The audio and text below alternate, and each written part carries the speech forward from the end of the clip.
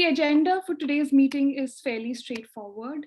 After my opening remarks, we have about 10 to 15 minutes for each panelist, where we will be attempting to deconstruct what it means to integrate energy efficiency into the refrigerant phase down, both for countries and internationally, for India and internationally. At the core of this is the discussion on financing energy efficiency with a refrigerant phase down. Each of our speakers will be bringing in different perspectives to this conversation. Some of the questions that we aim to answer are: who will fund this energy efficiency? What does it mean to jointly fund energy efficiency and an HFC phase down? Or what does it even mean to operationalize such a transition? And how can we bolster energy efficiency enhancement in India? We have the last 15 minutes for Q&A.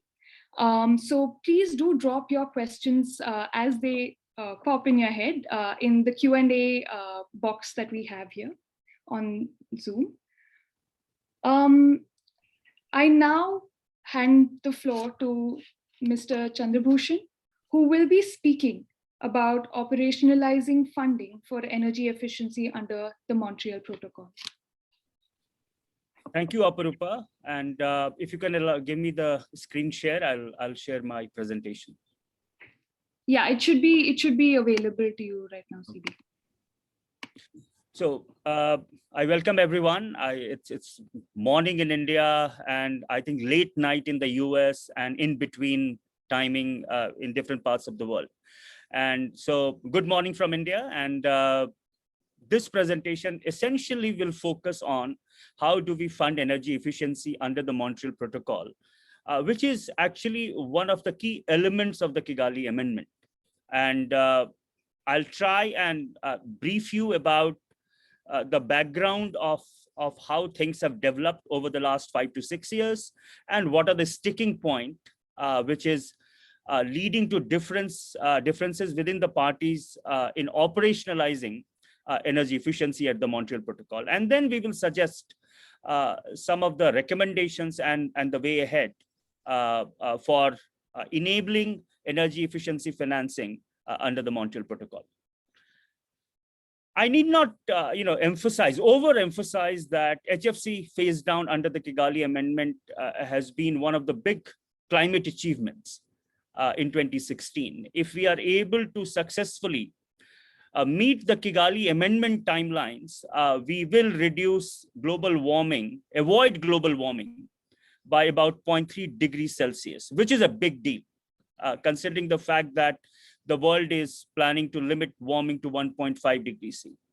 And if we rapidly phase down HFCs, even more rapidly than the Kigali Amendment schedules, then we can practically eliminate all warming potential of high GWP gases, both HCFCs and HFCs in the next 30 years. So what we have achieved in 2016 is excellent. I mean to say, this is one of Kigali Amendment, frankly, is the first legally binding international convention on climate change, in a way, if you look at it like that. But the potential is even greater if we start enhancing energy efficiency of appliances along with HCFCs and HFC phase down. In fact, 80% of global warming impact of cooling appliances is from electricity consumption, and which is largely right now fossil fuel based. Only about 20% of global warming impact is through direct emissions of HFCs and HCFCs. So 80% of potential climate benefit is actually in enhancing energy efficiency. Whereas 20%, and which we have done in 2016, 20% is through reducing direct emissions.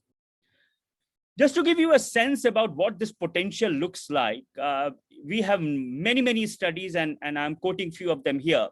For example, the LBNL study of 2019 talks about abating 240 billion tons to 400 billion tons of GHG emission if we enhance energy efficiency and phase down HFC rapidly. Now, 240 to 400 billion ton is equal to 5 to 8 years of current global greenhouse gas emissions, which is a big deal. If you look at IEA's Future of the Cooling report, it talks about enhancing MEPS to enhance energy efficiency of cooling appliances. In fact, if we start working from now and every country starts implementing stringent MEPS, we can double the efficiency of cooling appliances by 2050, which will actually reduce 500 million tons of CO2 equivalent emissions. Big deal again, 500 million tons is equal to 20% of India's current greenhouse gas emissions. So the work on energy efficiency has huge potential. In fact, if we work on HFC phase down and enhance energy efficiency together, we will double the benefit of Kigali amendments. This is what the proposition is that we are discussing today. This is the proposition that we are discussing today. Now, how much it will cost and what are the costs and benefits of this transition that I'm talking about? And we have done an India case study to explain it to you. What are the benefits and what it is going to cost to make this transition, both energy efficiency and HFC phase down together. Now, India is a growing RSE market. We all know that RSE sector is growing at 10 to 15% annually, and our stock in 2030 is likely to be 10 times higher than what it is today. So the use of air conditioning and other cooling appliances is going to grow rapidly in India. But we have a very institutionalized program of enhancing energy efficiency. We have MEPS, Minimum Energy Performance Standard, which is implemented by Bureau of Energy Efficiency. Historically, since 2009, the MEPS of split air conditioners, room air conditioners, have improved at 3% annually. And we enhance our MEPS biannually, and we have done it quite regularly. We have India Cooling Action Plan. In fact, India was the first country to launch a cooling action plan, which apart from other goals also aims to reduce cooling energy demand requirement by 25 to 40%. After India launched its cooling action plan, many more countries have now adopted a cooling action plan. If starting 2018, the RSE efficiency in India is doubled to 6% annually from the historical 3%, we will save a lot, both in energy efficiency as well as in terms of money. If we do this, if starting 2030 RSE efficiency increases by 6%, we will avoid 39 gigawatt of peak load, which is equal to 80 coal-based power plant of 500 megawatt capacity. And we will avoid 64 terawatt hour of electricity by 2030, which is, and 64 terawatt hour is actually the electricity consumption in one of India's most industrialized state, which is Gujarat. So the potential of cooling sector energy efficiency enhancement is extremely high in the country. And the saving for consumers is also very high. The saving is anywhere between $600 million to $25 billion based on what assumptions we take on the cost of appliances. And these are the local benefits: reduction in electricity consumption and therefore less power plant, consumer benefit. And then there is a global climate benefit of avoiding 400 million tons of greenhouse gas emissions in 2030. And therefore, enhancing energy efficiency of cooling appliances in India, along with rapid HFC phase down, has massive local and global benefit. And I want to emphasize it because our proposal is about how do we fund a local and global benefit together. And therefore, there is both local benefit component and then there is a global benefit component. How much it will cost? And we did some cost analysis also based on previous work done on cost benefit of enhancing energy efficiency in RAC sector. Currently, the retail price difference between a 1.5 ton split RAC, which is the most size that is sold in the country, The retail price difference between a 3-star and a 5-star 1.5 ton split air conditioner is about $150, 20% of the retail price. This is the difference between a ISEER of 3.8 and about 5.2, 5 and above, about 10,000 Indian rupees, about $150. This is the cost benefit. But we all know that the retail price is far higher than the incremental cost of energy efficiency enhancement because of bundling of various add-ons that manufacturers do. And apart from the markup cost, which takes into account wholesale and retail costs, profits, taxes, and other things, and which could be as much as 140 to 240%, the markup cost. Now, based on these assumptions, we tried to come out with an incremental cost of moving from ISEER of 3.8 to 5, 3-star to 5-star in India, and it came to about $75, which is about 10% of the retail cost. It could be even less because we have assumed that the markup is only about 100%. Markup is generally more than 100%. So we are looking at actually a reasonable cost of energy efficiency transition than what people generally believe it to be. And then I have already explained the benefits, both the local benefit in terms of reduced energy consumption and global benefits in terms of reduced global warming. And therefore, what we have arrived at is that the cost is reasonable and benefit is high, both locally and globally. And therefore, it makes imminent sense to invest in energy efficiency and HFC phase down together. And we are arguing that a Montreal Protocol is the platform where it should happen. And we'll give you the reason why we are saying this. Now, Montreal Protocol has the meeting of parties from 2016 till now have some important decisions on energy efficiency. The first happened along with the Kigali Amendment, which essentially requested Executive Committee of the Multilateral Fund to develop cost guidelines on maintaining and or enhancing energy efficiency. It also asked them, Executive Committee, to look at the role of other institutions who are funding energy efficiency. The other decision in 2016 was to request TEAP, Technology and Economic Assessment Panel, to review energy efficiency opportunity and other aspects of energy efficiency. In 2018, at the 30th meeting of parties, 30th MOP, another decision was taken, which essentially requested MLF to start funding, if parties want, to use part of the money for energy efficiency policy and training.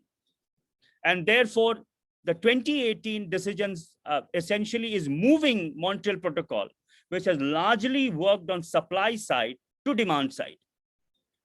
And therefore, they are saying they can support energy efficiency policy and training with the existing money under the multilateral fund. So these are three important decisions that we have to take into consideration. TEAP has done extremely comprehensive reports on energy efficiency. And I'm just summarizing some of the findings of TEAP because it's a bulky 4 reports that they have done. And I'm trying to summarize the core of what they have found. The first thing that TEAP has stressed that there is a methodology to evaluate cost efficiency of MEPS, and it is done across the world. In the US, in Europe, in India, there is methodology to evaluate cost efficiency of minimum energy performance standard. Similarly, there are integrated models to estimate direct and indirect emissions. So as far as methodology and tools are concerned, those exist. The third thing that TEAP has said, and that we have also found, is that the incremental cost of energy efficiency is much lower than the retail cost. Third, MLF and the implementing agencies have enough experience to deal with refrigerant phase down and energy efficiency together. The other point is that while the high energy efficient and low GW product is improving across the world, it is still limited in many developing countries. That's what TEAP has found. And as far as other agencies funding energy efficiency is concerned, TEAP found that global investment in energy efficiency is actually dominated by demand side and largely for building sector. Less than 1% of overseas development assistance actually goes for the cooling sector. So there's very little money for cooling sector, And most of the money in energy efficiency is actually going for demand side and for the building sector. This is what TEAP found. And therefore, one of the conclusions of TEAP is that leveraging funds from other sources have challenges, both with respect to timing, approach, and implementation. Different funding agencies have different funding cycle, they have different methodology and approaches, and their implementation methodology is different. So this is broadly what TEAP has found. Now, how has Excom reacted to it? There's a gridlock at Excom. Okay, Excom has focused on other institutions more than working on cost efficiency and developing cost guidelines. And therefore, most of the discussion at Excom has been, how do we get other institutions to fund energy efficiency? There has been multiple rounds of information provided by TEAP and the Secretariat on almost all aspects. So information is not a problem. In fact, when we started going through the reams of information that is available, more or less everything that you want to know about developing cost guidelines on energy efficiency is available. You just have to take it out and seriously work on it. And then there is, and the Excom discussion itself brings out that there is a problem with external funding, including the ability of multilateral fund to accept external funding. So there is a problem with external funding that they're recognizing. However, as I said, we are now 6 years of Kigali Amendment.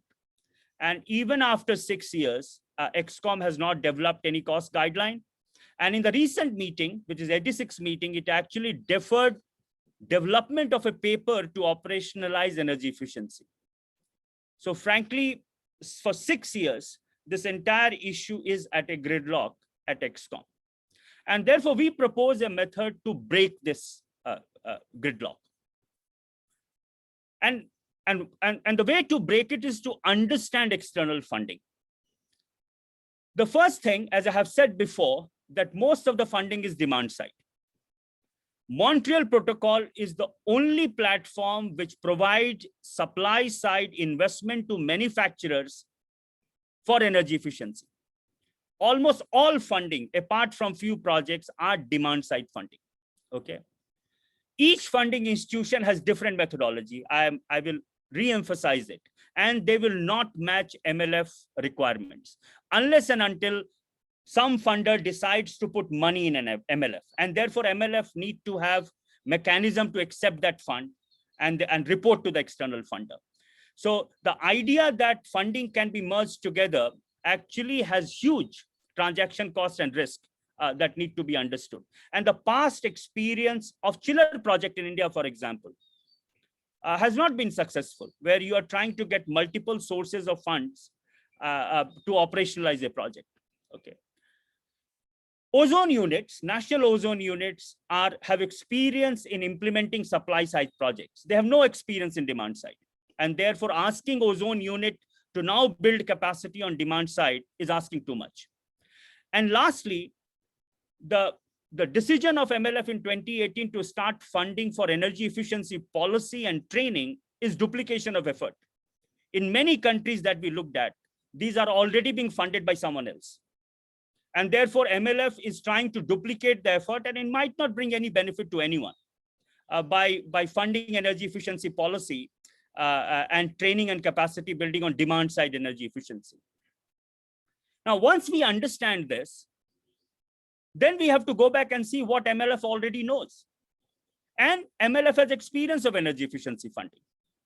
It has also used effective tool, for example, multilateral fund climate impact indicator to estimate direct and indirect emissions, including the benefit of energy efficiency. And it has a climate incentive experience to fast track phase down of high GWP refrigerant. So one has to go back and look in terms of what experience already exists and expertise already exists within the multilateral fund. And we find that there is enough experience and expertise, and which is also being recorded by TEAP to deal with phase down of high GWP refrigerant and energy efficiency at MLF. And plus MLF has experience of giving an incentive, a climate incentive of 25% if any country wanted to phase down high GWP refrigerant much more quickly than scheduled, HCFC in that case. This exists with MLF. I have already explained the problem with external funding. And therefore, we think that the climate incentive concept has to get translated into energy efficiency incentive concept. And this we say with a lot of analysis that the tools and experience exists to develop an energy efficiency incentive. We are calling it as incentive and not an incremental cost. And the reason is very simple. Here, the benefits are both local and global. And therefore, countries will also need to provide their own resources for enhancing energy efficiency. They cannot only depend on resources from donor countries. So because it is both local and global benefit, a concept of incentive has to be built in. And therefore, we propose that we develop an EEI at Montreal Protocol, which is a certain percentage above the cost effectiveness threshold of HFC and HCFC phase down. We also propose that this should be provided only when provided above a certain global MEPS threshold. And for example, the global MEPS in 2030 could be at least the EER of best available technology today. So over the next 10 years, the world as a whole can move to best available technology of today. And that this energy efficiency incentive should also expedite the phasing down of HFC. So we are building multiple global benefit and local benefit with energy efficiency incentive. We think it is an extremely beneficial proposition because it is predictable to funder and recipient. Once you agree what is going to be the maximum threshold of efficiency, there's a predictability in terms of how much money will be available. It is easy to operationalize rather than going from case to case basis of identifying incremental cost. And then, as I said, it has a global goal of enhancing MEPS and faster HFC phase down. Let me end by saying that, Occam razor, or the principle of parsimony, is a principle we all know, which essentially says that the simplest solution is likely to be the best solution. In other words, when you are presented with a competing hypothesis about the same prediction, one should choose a solution which has the least assumption. And we think that energy efficiency incentive has least assumption and is more likely to be successful than what we are trying to do right now at the Excom in terms of finding multiple sources and looking at multiple methodologies for efficiency, energy efficiency. Thank you very much. Thank you, Mr. Bhushan. This was truly a very interesting presentation. And I do hope to take this work forward and hopefully see it solidify in some way. We now have Mr. Bishal Thapa from CLASP. Mr. Thapa, you have several years of experience having worked closely with EESL on their super efficient AC program, as well as the National Energy Efficiency Chiller programs. You are also our expert on energy finance at this panel. It would be wonderful if you could speak a little bit about opportunities to enhance energy efficiency in India and the avenues to fund this.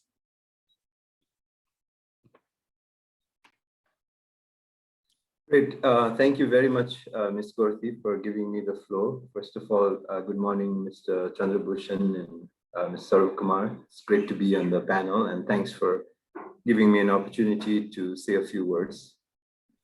First of all, I just want to compliment Mr. Bhushan on that presentation. I think it takes a tremendous amount of, I don't know, skill or magic or something to distill, 6-7 years of complexity into a few ideas and few slides that is digestible. So I feel like I've suddenly caught up on 7 years of a fairly intense discussion and sort of distilling it down into a very, very simple, as you said, simple is often the best kind of proposition. So I really appreciate it, and I hope that we look forward to certainly engaging on the report that you're working on. So first of all, I very much endorse your idea of the energy efficiency incentive. I think for me, it sounds super exciting in the way that, before hearing your presentation and the way I was structuring my thoughts, I feel that in some sense it has validated whatever you've said, has kind of validated those thoughts. So here's how I think about, and I pick it up from the themes that you have outlined. I mean, you laid out the opportunities super nicely. Look, energy efficiency can give you a large part of the savings. GWP phase downs can give you a little bit, but it's something that needs to be there. But the opportunities are there in several ways. One is a reduction in emissions from energy savings, but also there is a cost savings to the ultimate end user. So in that sense, if you look at it, at least in the case study you presented for India, it is, there is savings substantial in terms of overall capacity, end use, so on and so forth. So it's a very composite and nice saving. I guess the question I start with is, despite the overwhelmingness of the opportunity, despite the revenue neutrality of these kinds of products, why a market still struggling to take off? Where do we see the constraints, and where do we see ways perhaps to overcome those constraints? And I just want to be able to reflect on that. I also, before I launch into that, I also want to just pick up on this theme about the energy efficiency incentive and the idea that you can merge energy efficiency and another environmental goal. And we at CLASP are working on a similar, but a different initiative. And I just want to point it out here because I see the analogy and I see the tremendous benefit it has. So under the Minamata Convention, there was a phase down of mercury. A new amendment has been proposed that intends to bring down the phase down much earlier, accelerate the phase down, and that amendment has been submitted by a block of about 25 African countries, and some European countries have also endorsed that proposal. What's interesting is that it seeks to basically phase down from lighting, and so essentially phase down CFLs. Now, when you think about it, this one has a far local environmental benefits. It's mercury, it's high impact, obviously, but it also has tremendous energy savings in terms of shifting the market and energy savings. So I think your notion of co-leveraging these kinds of benefits into one instrument where we allow for a multiplicity of benefits, I think is tremendous. And I hope that we can see it a bit more. Again, tangentially, I was just looking at a theme, for instance, on energy use in irrigation recently. And I just want to draw that analogy again, because I think the themes are very similar. There's a tremendous opportunity for energy efficiency in irrigation. But at the same time, if you look at some of the water crisis that's emerging, the groundwater depletion, etc., there are new opportunities and benefits we have by using energy efficiency as a gateway to unlock it. So I think the opportunities to replicate this lie not just with the cooling segment, but the themes of this can carry over to many, many other segments. And I hope that these kinds of instruments that you are suggesting can really see the light of day and come to fruition. I have basically structured my thoughts in sort of three broad segments, and I start with the central question, at least in terms of financing, or the question you asked me: how do we help promote financing in India? In sort of three categories. There's obviously policies, there's markets, and there's incentives. And within that, I think the fundamental and core theme is that whenever you have these kinds of objectives, be it emission reductions, be it some other aspects related to GWP phase downs, is where is the price being put on the externality, and who's bearing the price? And what kind of instruments are we using to convert this kind of externality into a price? I think part of the challenge in operationalizing this market and this opportunity is the failure to convert sometimes the externality into a price that an actor can internalize and then make a decision. So let me start with the first one. I think you've already pointed out in this report the significant benefits that the labeling program has had. Over the years, for instance, the one-star ACs, residential ones, have seen a tremendous improvement in MEPS, the minimum efficiency standards. 5 stars have gone up by almost 60%, and the reductions as a result of that have been quite significant. But as you point out, and as you correctly state also in your report, for instance, that the disconnect between efficiency standards and the GWP goals means that often just singularly pushing one item may not lead to it. You pointed out the idea of the National Ozone Standard, or the ozone coordination cells, and the failure that entities actually have sort of different jurisdictions, and sometimes the jurisdictions don't combine. So clearly there is a need for us to address it through an integrated policy framework. And that integrated policy framework must find a way in which address both the efficiency, as you're saying. So the institutional approach of India that we have, I think, can be further enhanced by a level of integration that brings in both of these components at the same time.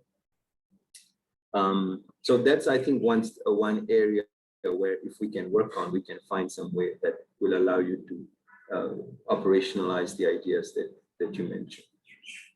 I want to switch to demands on the sort of the markets, and as you mentioned, the demand's growing significantly. But I think as we look at operationalizing energy efficiency as a benefit, one of the challenges that we see is that as I said, how do we translate it into consumer choice? What can we do to push consumers towards it? When it's revenue neutral, when the idea is that this technology is fundamentally revenue neutral, the benefits outweigh the costs over the long time to the consumer, saying the private cost of the consumer. Why is it then that we are still having 75% of the market as, for 3 stars?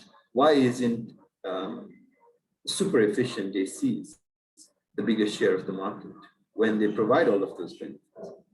And so I think maybe the way to look at it is to look at it from a sort of the market constraints point of view, is that these are not being adequately reflected in consumer choice. So in essence, the problem we're solving, as you said, is a little bit of an incremental cost over the lifetime benefits of the system, but we can't give consumers enough of an ability to help them make that. We can't help them with the upfront cost to do it.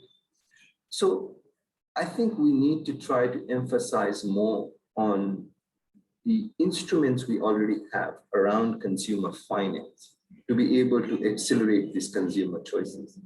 Today, consumer finances, other than ESL type programs, are very neutral in terms of how they, what choices they are encouraging.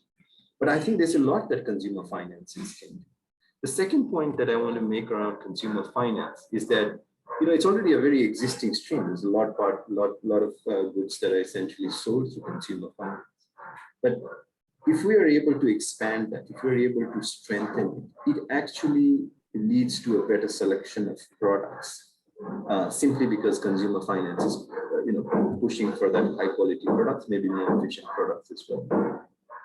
So I think in terms of encouraging the finance of energy efficiency, particularly at the last mile where adoption needs to take place, I think maybe the trick is not so much to create new instruments, but to try to emphasize existing instruments that allow consumers to just simply somehow recognize the lifetime savings over that upfront cost. And that is really just a consumer credit problem. It's really that we have to overcome. And if we can find some mechanisms that the EEI, for instance, the one that you're suggesting, some instruments like that can be integrated, interwoven with consumer finance for a way of, for instance, compensating for it somehow, I think that would be great. And then the third point I want to make is around incentives. Across the board, we see that when we look at some of the surveys of consumers, for instance, in a large survey that we had done for almost 2,000 users, in which we monitored their use and had some questions. So we find that these values are being recognized, the savings are being recognized, but there isn't a way for them to express that incentive adequately enough to push some suppliers. So there's a little bit of a disconnect between consumer choice preferences and supply side decisions. So I think there'd be a great value in finding ways to be able to integrate consumer choices, particularly around the preferences for these kinds of enhanced products that can bring higher efficiency plus low GWP integrated, and enable that to influence suppliers in recognizing that actually the market for that segment is far higher than is imagined. I am suggesting that today there is a misperception in the supply side that the market for these 5-star and 7-star ACs, super efficient ACs, is a far smaller niche than the 3 stars. And so all suppliers are sort of leaning towards that. I think consumer choices, preferences, a greater analysis of that and an ability to sort of articulate that would actually encourage suppliers to move into that direction, in addition to what policy can do to push them through. And I think that's where public resources can be mobilized. And finally, I just want to echo your point about the importance of multiple sources of funding to be able to achieve this. I think international funding is essential for some parts of it, but it is also important to be able to at least mobilize a catalyzed domestic funding. And it's particularly, as we go to end users, the choices are finally made at the end user levels. And for any sort of financing scheme, the biggest challenge for the small products is how do you aggregate credit? How do you take credit risk? In the end, that's sort of the hindrance to some of this. And mobilizing and strengthening the existing infrastructure of capital finance, particularly around consumer finance, I think would be a great way to try to ensure that the type of instrument that you are suggesting, Mr. Bush, around EEI can then percolate downstream. And clearly, I think the leadership role that ESL and entities like that can demonstrate in terms of finding ways to aggregate that finance, be a platform, and to ensure that there is adequate downstream growth in sort of on lending and consumer finance, I think would be a great way to try to motivate that segment. Let me pause there. Thank you again for the time. I think I really enjoyed listening to your presentation very much. And as I said, I feel fully caught up, but thank you I think it's a great idea, and I look forward to hopefully also partnering with you as you push this agenda. Thank you. Thank you so much, Mr. Thapa. I now call upon Mr. Saurabh Kumar from EESL, who has several years of experience working on bulk procurement programs. And sir, it would be wonderful if you could speak about the super efficient AC program, maybe some lessons that you have learned from having implemented it. And perhaps if you could comment a little bit on the role of these bulk procurement programs in energy efficiency enhancement for the cooling space in India. Thank you, Madam. Mr. Chandrabhushan, Mr. Vishal Thapa, first of all, let me thank iFOREST and compliment you all for really coming out with something which is innovative, which is new. And I do have some thoughts on that, which I'll structure. But let me start off by picking up what both Chandrabhushan and Vishal talked about, particularly from the international perspective. Then I'll come down to the India perspective, and specifically then I'll address what you mentioned. And we have a very good case study of how you can blend these two and what is the kind of cost differential that we actually got, because we did this exercise about a couple of years ago. But let me first begin with the point that Chandrabhushan very rightly raised as to who can anchor demand side energy efficiency. It's really ironical that reports after report that you read from the International Energy Agency, the World Energy Outlook, or any other report, and you look at the 450 ppm scenario, which is 1.5 or 2 degree scenario, and you look at mitigation options, 55% of the mitigation options are energy efficiency. Just about 20% is supply side renewable energy, and some others are like carbon capture and storage. You have 2 international agencies for renewable energy. You have plenty of international agencies that talk about various other things, including energy efficiency.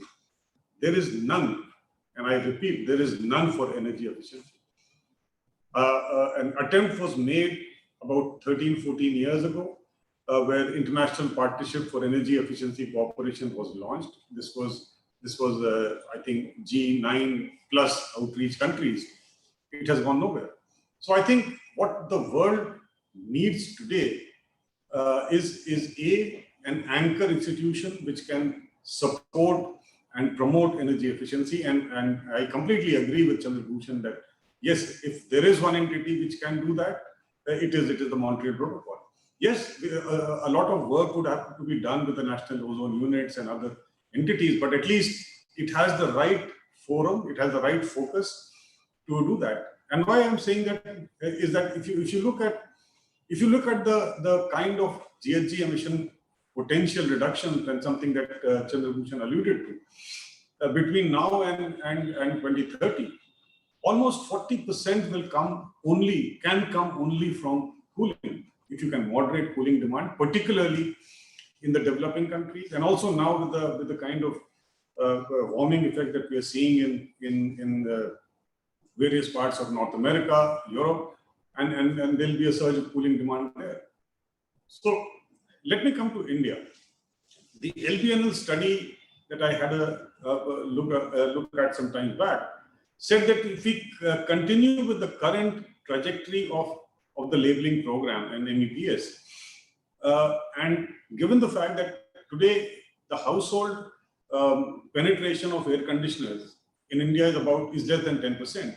If it reaches 30% by 2030, this country will need 150 gigawatts of incremental cooling demand. Now that's enormous. Now look at it from various perspectives of grid management. As we have all seen, and again, Chandrabhushan has done a lot of work, I know, in the past, that as the cooling demand rises, the grid becomes peakier and therefore difficult to manage. Now, look at what the nation has been indicating its kind of energy mix in 2030, 450 gigawatts of renewable.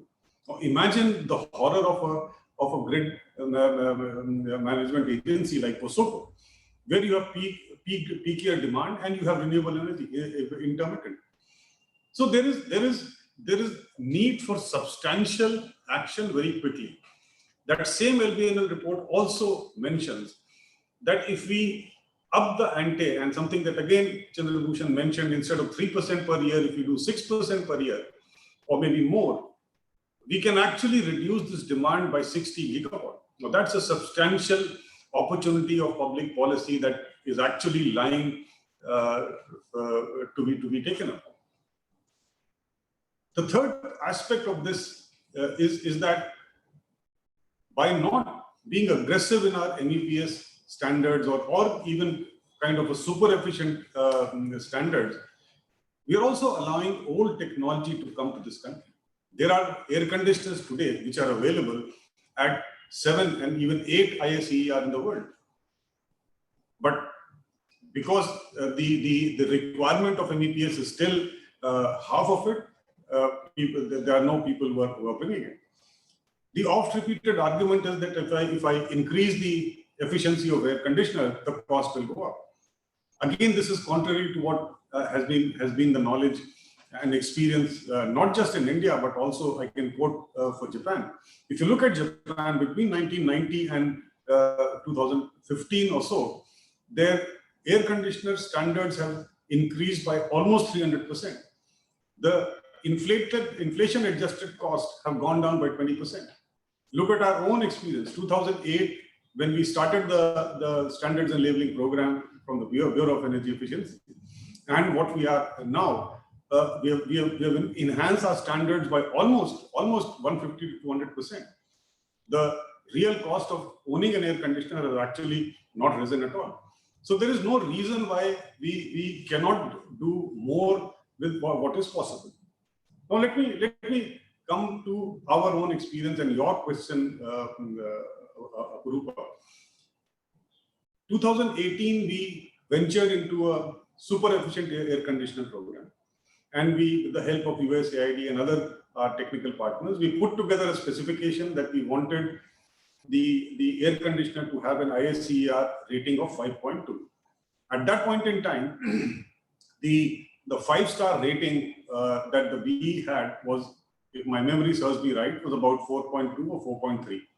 And that model was not available in the Indian market at that point in time. There was a lot of uproar. The industry came up and said, no, this is not correct, and the cost will go down and up or whatever. But we still pursued, we still went ahead with that procurement. And it came out through a very interesting facts. 3 OEMs participated. 2 of them had HFCs as part of their refrigerant, and 1 had this hydrocarbon-based air conditioner. The difference between the L1 price, which is HFC, and the hydrocarbon was exactly $100 that Chandrabhushan mentioned. Exactly. And these numbers we had documented. And it so happened that we asked the hydrocarbon OEM to match the price, and they did. Which means that, again, the hypothesis of Chandrabhushan that there is a lot of overheads and which are accounted for are correct. And then we submitted a proposal to the Ministry of Environment and Forest, and we said, we don't need $100 per AC to do a kind of a transition which is not only super energy efficient, but also has 0 GWP refrigerant.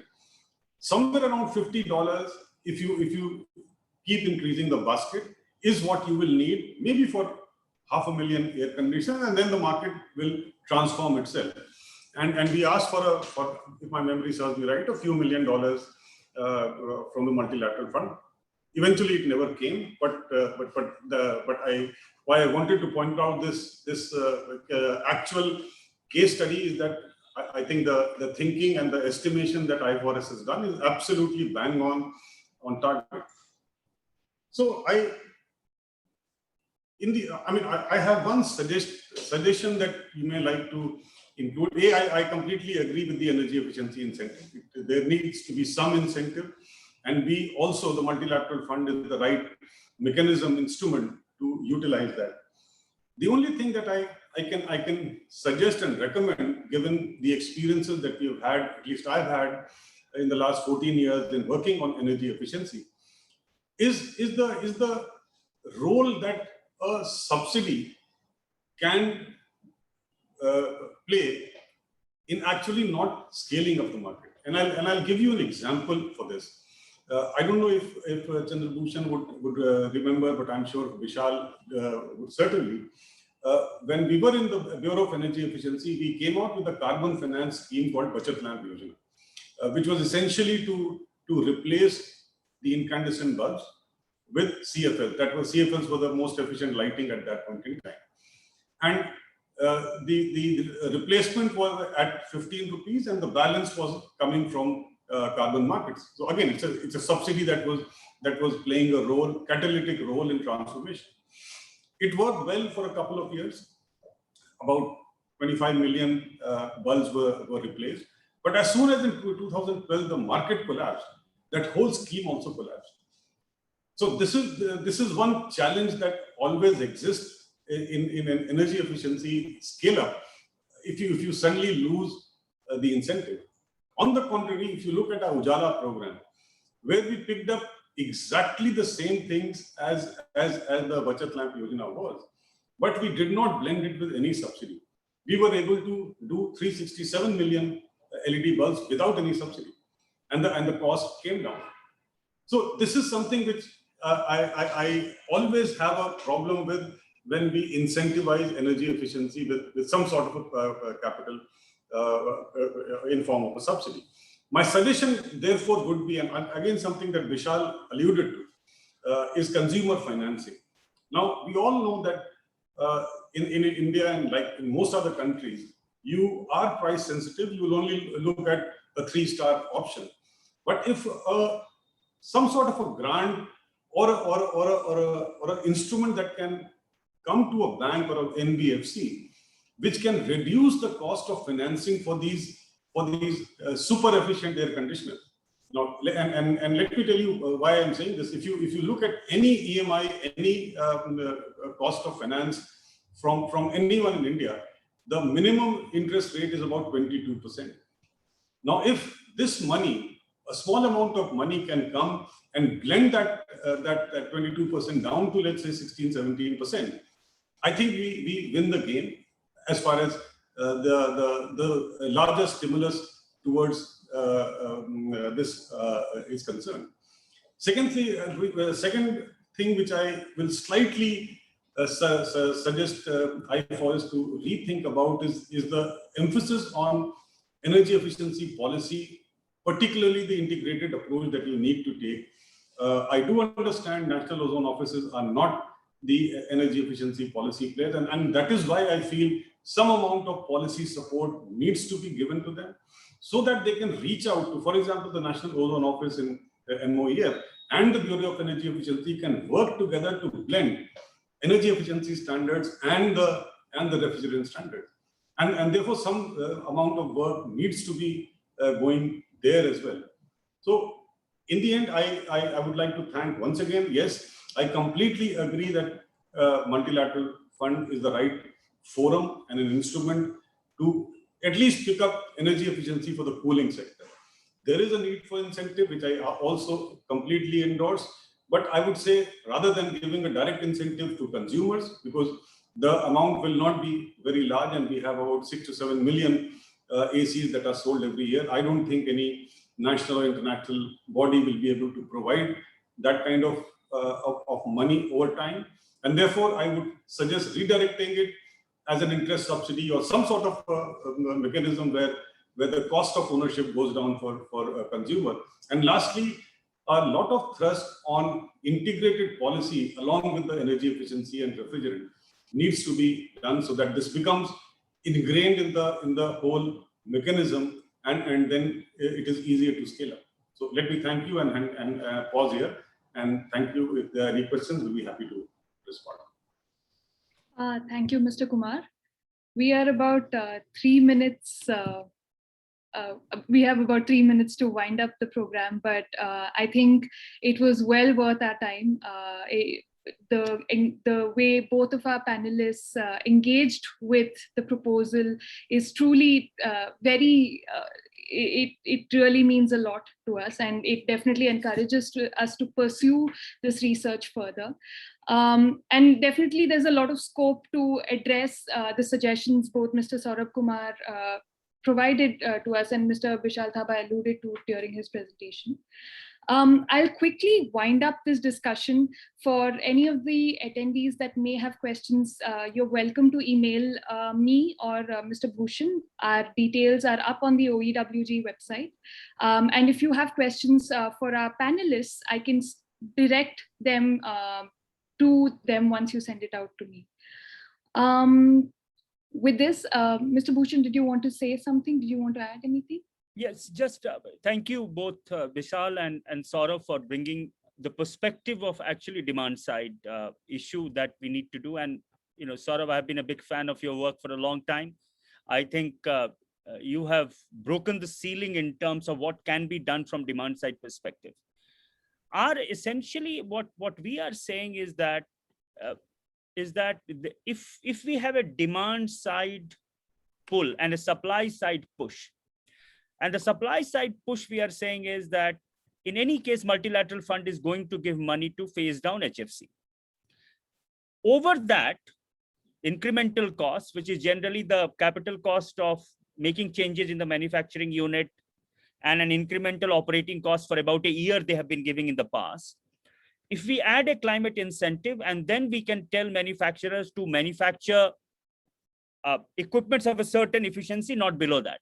So this will be supply side push. And on the demand side, the things that you and Vishal has talked about, enhancing MEPS, having some kind of consumer finance, not subsidy. If both of them will work together, I think we are looking at an extremely interesting mechanism to enhance energy efficiency much more rapidly than what all of us have thought about. So we will continue working on this, and I will be in touch with Vishal and Saurav and see how do we take it forward.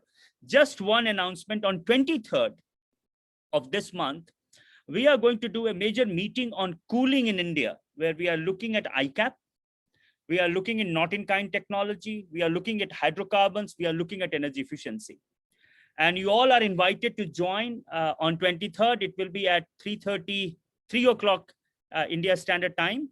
And please join that meeting, because we will have enough time to discuss all the things that we have discussed today. So thank you very much.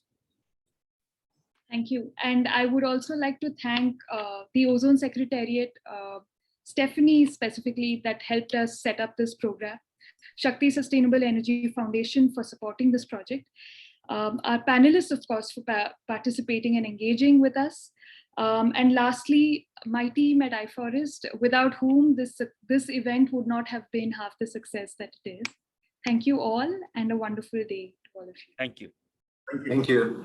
Bye.